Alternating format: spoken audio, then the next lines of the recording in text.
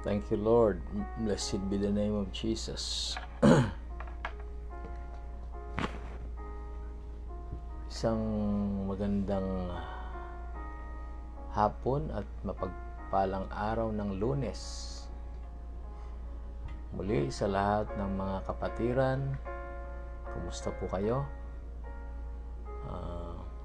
Saan man po kayo ngayon naroon?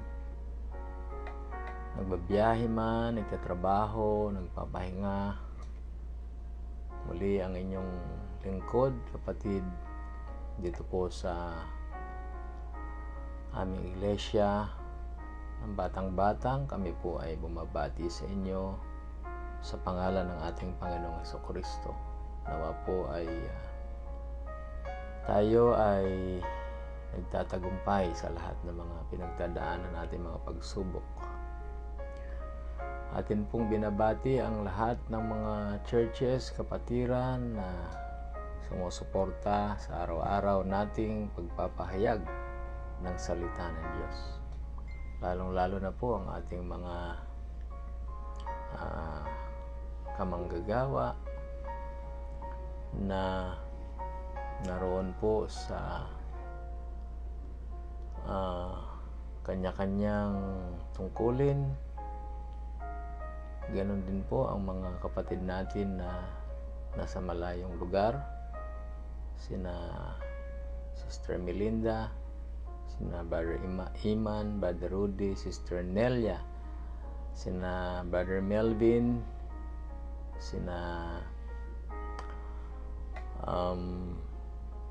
mga kapatid natin sa Germany, Sister Beverly at si Brother Raymond, at sina Sister Mary Ann Rigor. Purihin po ang Panginoon. Ingatan po kayo dyan. At atin din pong binabati ang mga kapatid sa Kinapundan, ang Kinapundan Church at ang Triple L Production. Mga staff po natin dyan. Ating binabati Sister Jerlis May, sina Sister Esther, Sister Colleen, amen, ating kapatid na Sister Melinda sa Macau. Mapagpalang hapon din po sa inyong lahat, amen. At muli tayo babalik mamaya para bumati bago natin tapusin ang videong ito.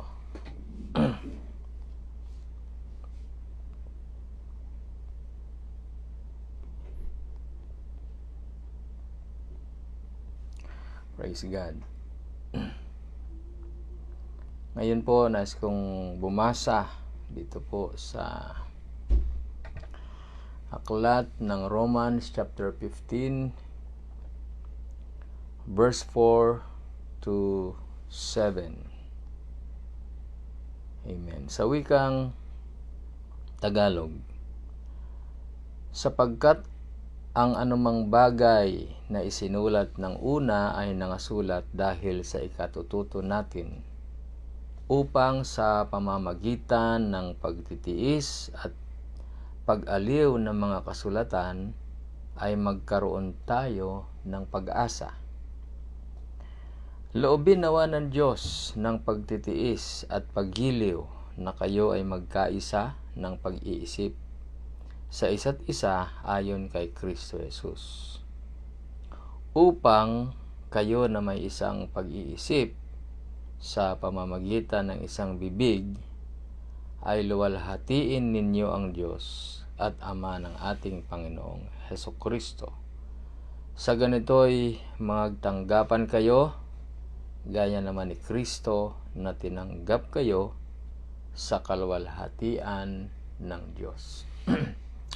Pagpalain po ng ating Panginoon ang kanyang mga salita. Nais kong bigyan ng pamagat ang ating paksa, be like-minded. Batay po sa verse 5 na ating nabasa sa wikang Banyaga, now the God of patience and consolation grant you to be like-minded. Yan, to be like-minded, one toward another.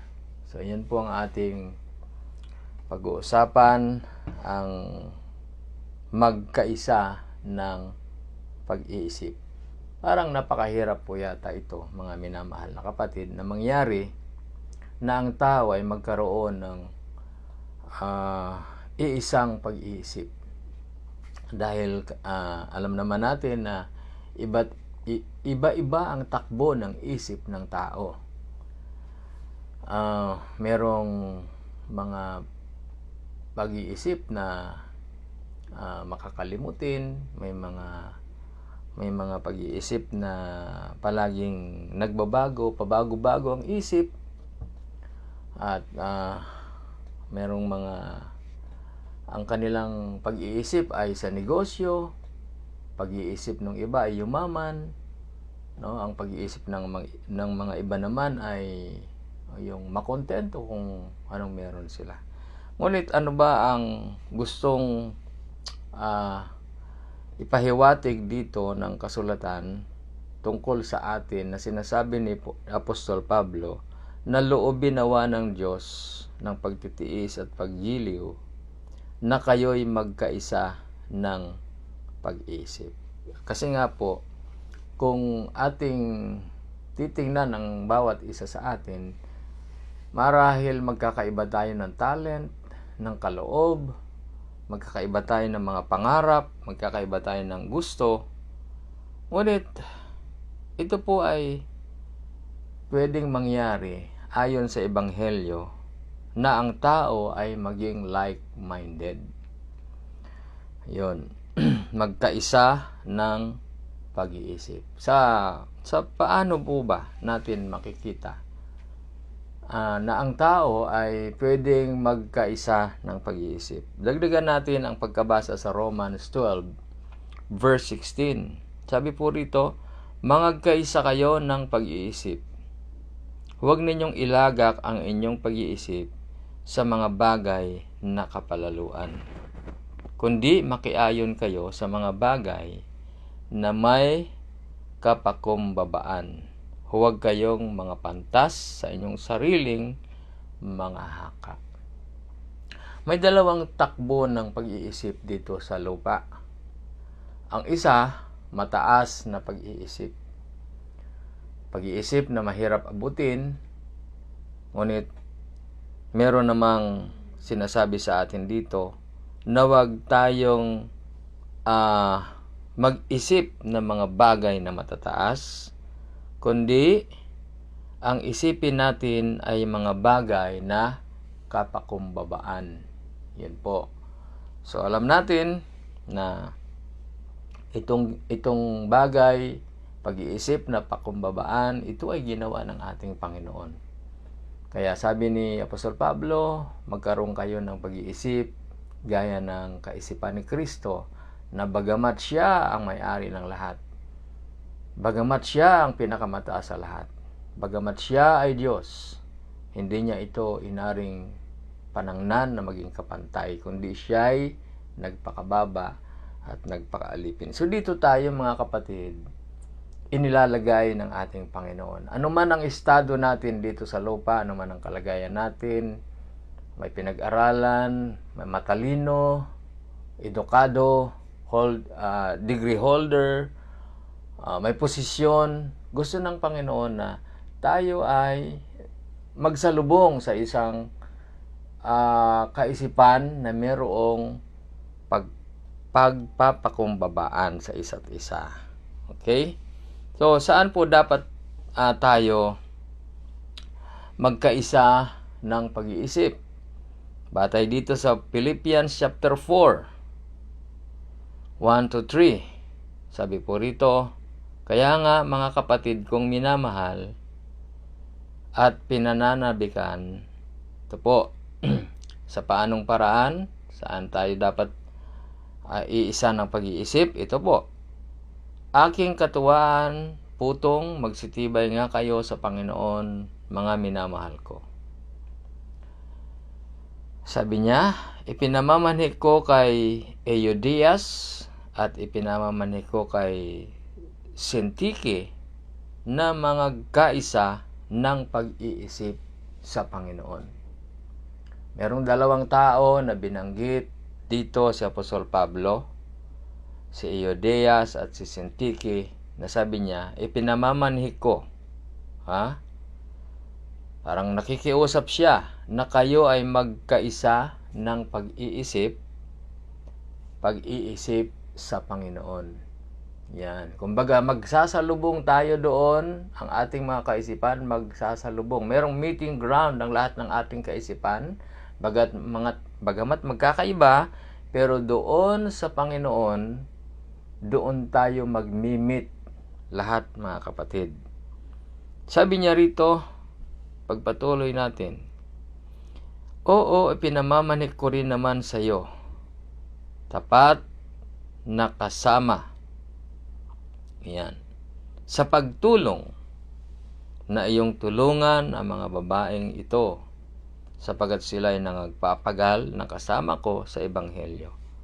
At kasama rin naman ni Clemente at ang ibang aking mga kamanggagawa na ang kanilang pangalan ay nangasa aklat ng buhay. Dito, namamanik si Apostol Pablo sa mga magkakapatid, sa mga kasama na mga yoke fellow na magkaisa ng pag-iisip sa pagtutulungan. Yan po. Sa lahat ng mga nagpapagal na kasama sa Ebanghelyo, sabi ni Apostol Pablo, mangagtulungan kayo. Amen. So, ang isang church, ang isang iglesia, hinihimok ng isang mangangaral, katulad ni Pablo, na ang kanilang kaisipan ay dalhin sa isang kaisipan at sa isang kaisipan na yun magtulong-tulong, mga kapatid. Praise God. So, nakita natin dito kung ano itong like-minded na ating tinatalakay. So, bigyan na natin ng back-up ayon sa sinabi ng mahal na propeta tungkol po sa be like-minded na ito. Sabi ng mahal na propeta dito, now, sabi niya, that makes us unified group of believers.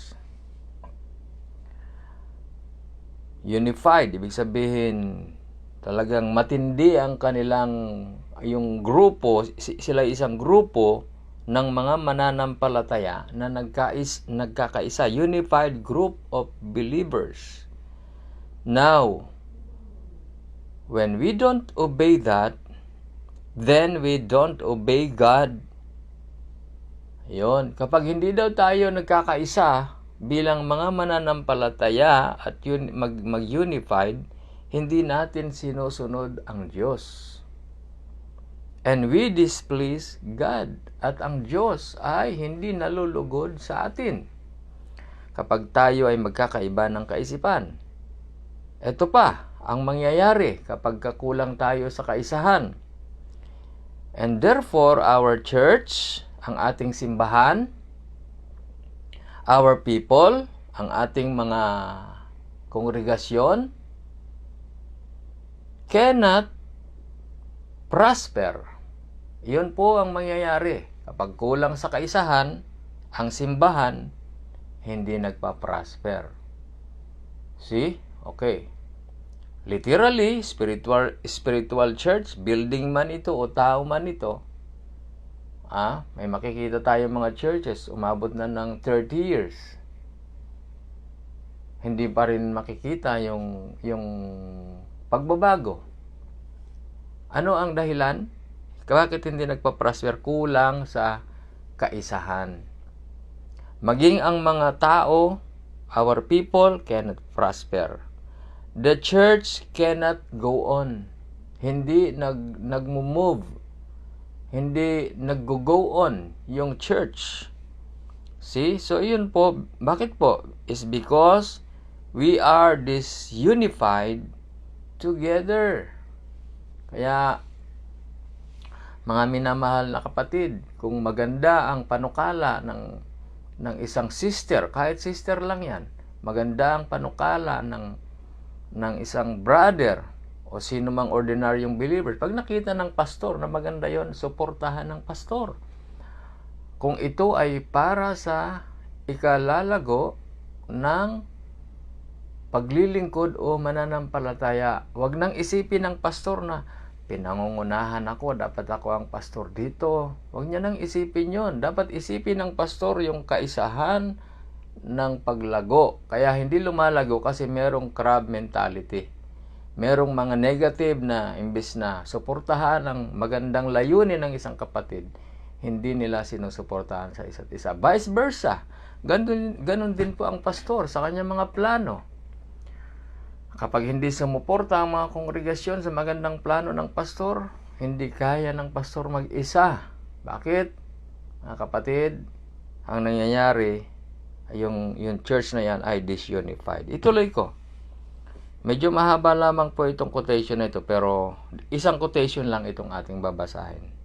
Now if the church board, the deacons, would come and say that we were thinking we should build a new tabernacle, if that is the vote of the deacons and the trustees and consulted and they don't have the money to do it, then they have a building program like we have going on now. And then it's took over the general audience, as we should be, all the church being sovereign. Tingnan niyo mga kapatid, halimbawa daw po, yung mga board of deacons saka trustee, gusto nilang, nagpaplano silang magtayo ng bagong bahay-sambahan. Tapos wala silang kinonsulta ng deacon yung mga trustee, pero wala silang sapat na salapi. Hindi naman dapat ito hihinto na sasabihin ng deacon sa trustee, meron ba tayong dyan, may plano kami na magtayo ng bagong tabernakulo. Pag sinabi ng trustee, wala tayong sapat na pera para magtayo. Sabi ng prophet, kung meron kayong ganyang building program, dalhin ito sa general audience. Yon. So, wag susuluhin ng trustee at saka deacon yung desisyon, dalhin sa general audience.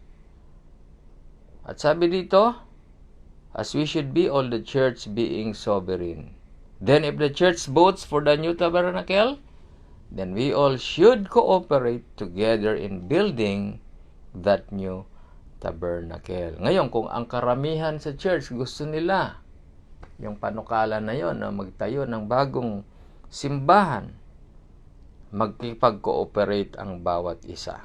Sabi ni Brother Branham, kung ako lang ang masusunod, sabi niya dito sa quotation na ito, frankly, myself, when they spoke of new tabernacle to me, I was against the thought. Kung ako lang, ayaw ko na. We don't need exactly a new tabernacle. Hindi naman natin kailangan ng bagong tabernacle. I probably be living here pretty soon kasi aalis naman tayo dito. Kukunin na tayo ng Panginoon. Ano pa ang dahilan para magtayo tayo ng tabernacle? Sabi ni Brother Branham, kung ako lang. Pero sabi niya, then I come down and felt the feeling of the church. Pero dahil ang buong church gusto nila, pinaubaya ko ang damdamin ko at sumunod ako sa gusto ng karamihan. Sabi niya, the church and the majority seem to want it, then what did I do? I sacrificed my own thoughts and throwed in with the church. Sinasakripisyo natin yung sarili nating kaisipan kahit ayaw natin sa isang bagay na pinagkakaisahan ng karamihan. No? Bakit? Dahil sabi ng prophet dito, okay, that's the way we cast lots. That's the way it was in the Bible time. The way the church vote. The sovereignty, the groups of the people, they come together. In unity, there is strength. Kaya pala, mga kapatid, kahit ayaw mo, kung gusto nila, dahil ang karamihan ay nagkakaisa, merong puwersa, merong lakas kapag ka nagkakaisa. So therefore I said, certainly, if that's the way the church wants, if that's what God is wanting, He's got more of authority to vote among whole group of people than He has to me. Because I have no vision to say that it shouldn't be. So we throw in with the church and move with the church, and I'm behind it to do all that I can.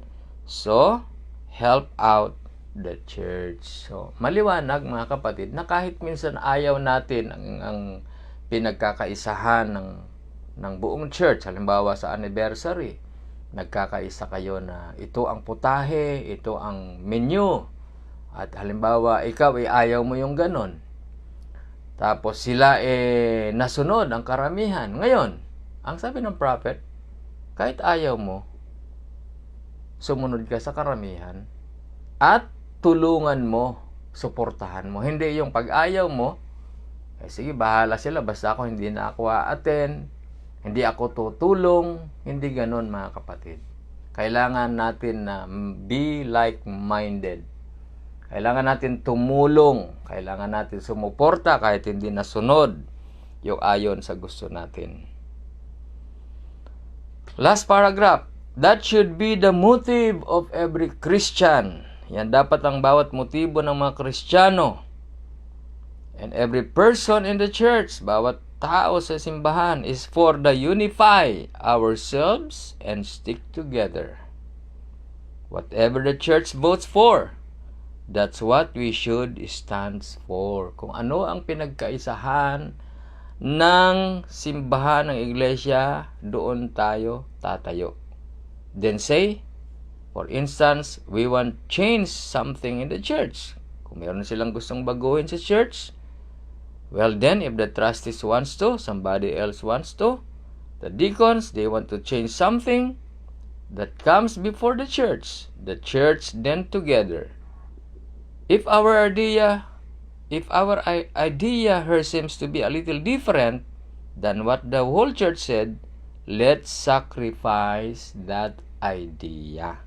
Sinasakripisyo natin yung mga idea natin. Huwag natin pinipilit kapag hindi nagugustuhan ng karamihan, dahil doon nagkakaroon ng problema at doon na ang Espiritu Santo ay napipighati sa araw ng pananambahan kapag merong mga idea na pinipilit at nagdaramdam kapag ito ay hindi nasusunod.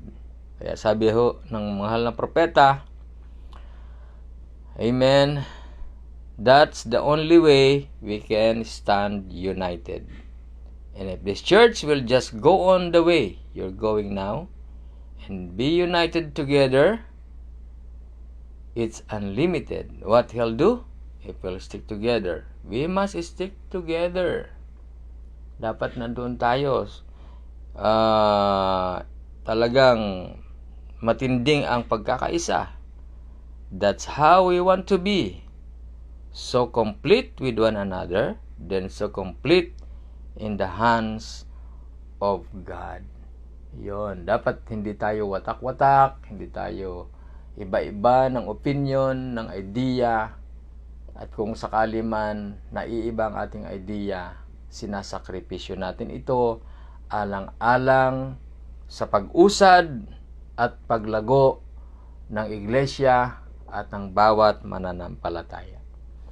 Bilang panghuli na talata, ano pa ang isang bagay na dapat doon tayo nagkakaisa?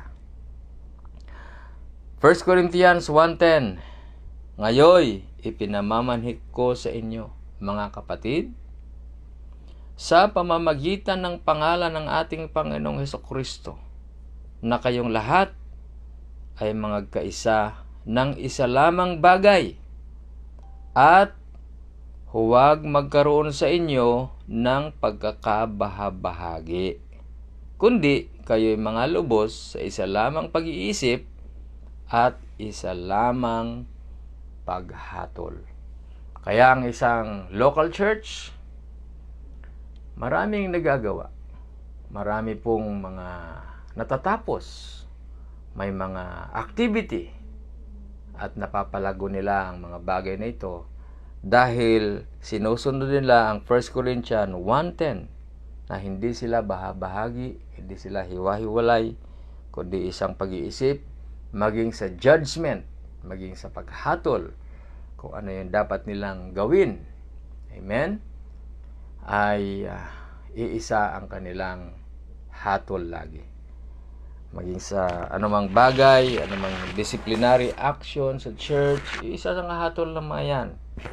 Yan ang gusto ng ating Panginoon. To be like-minded, mga minamahal kapatid, one toward another according to Christ Jesus. Pagpalain po tayo ng ating Panginoon. Yan lamang po ang simpleng paalala sa hapong ito na meron tayong konting natutunan sa ating napag-aralan. Pagpalain tayo mga kapatid, si Sister Auring, si Sister Melissa, Sister Jessica, Brother Romeo, Pastor Robert, God bless you, Pastor Robert, and Brother Jason, Brother Marlon Cabe, and Brother Greg G. Okay, Brother Lawrence, God bless you, Brother Lawrence. At ganoon din sa ating masugid na supporter sa ating online service, si Sister Marilyn. Pagpalain ka, Sister Marilyn. Sister Marilu, Sister Jingjing, at Sister Mer. Amen. God bless you dyan, mga kapatid sa inyo. Pastor Mark Lakdaw. God bless you, Pastor Mark. Amen. Sa lahat pa po ng mga kapatiran, sina Brother Don sa Las Navas, pagpalain po kayo ng ating Panginoon. At ngayon po, tayo magsasara sa isang maikling panalangin. Ama, salamat po sa simpleng topic namin na pag-usapan. Pagpalain mo po ang aking mga kapatid, ingatan sa kanilang mga hanap buhay, sa mga lakad, sa mga trabaho. We give you all the praises, the glory, and honor. In Jesus Christ's name we pray. Amen. Amen.